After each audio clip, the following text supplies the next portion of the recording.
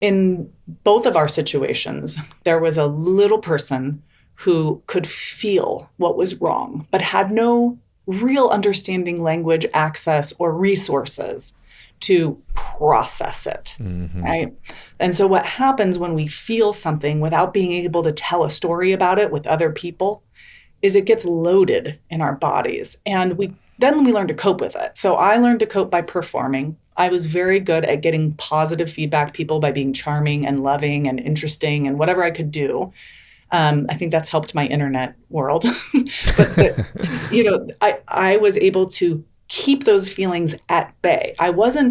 They weren't healing because I was having other positive experiences. They were being kept underneath the surface.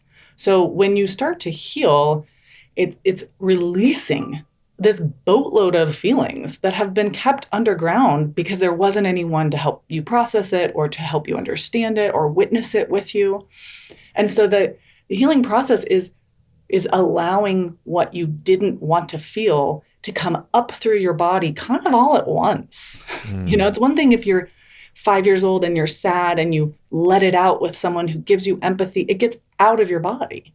But if you've been holding for decades, and now you're going to learn how to feel, it's like opening, a Coke bottle and you've Mm-hmm. shaken it all up and it's Mm. blowing up all over. So it's disorienting, and you're changing the way that you are coping in regards to emotions. So there's a lot there.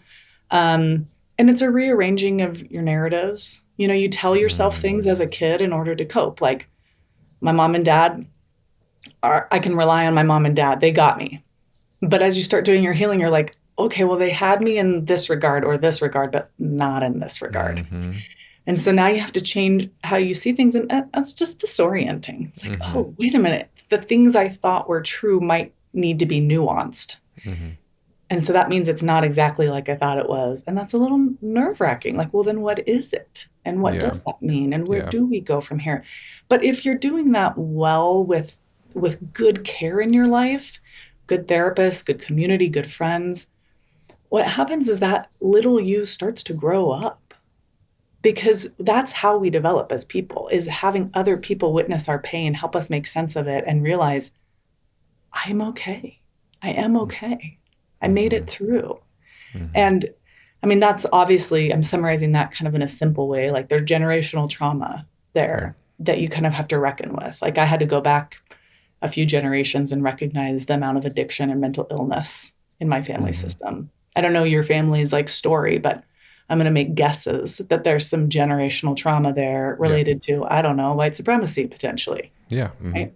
Mm-hmm. Yeah. So like holding kind of an awareness of what are all the different things that were surrounding that younger you, and taking that responsibility off of the kid you. Yeah. Like no kid can carry, slavery Yeah. on their back. No Yeah. kid can carry, in a family story, for example, is like my mom's mom, her dad had a mental break when she and her five sisters were like around the ages of like 3 to 6.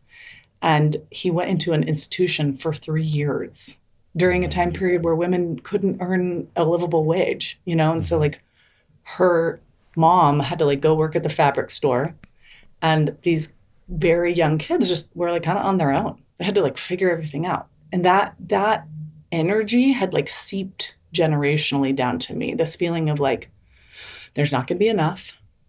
And I've got to make sure that everybody's okay because Yeah. something really bad might happen. So, it's a lot of work. Yeah. However, it's very freeing in the end. Yeah.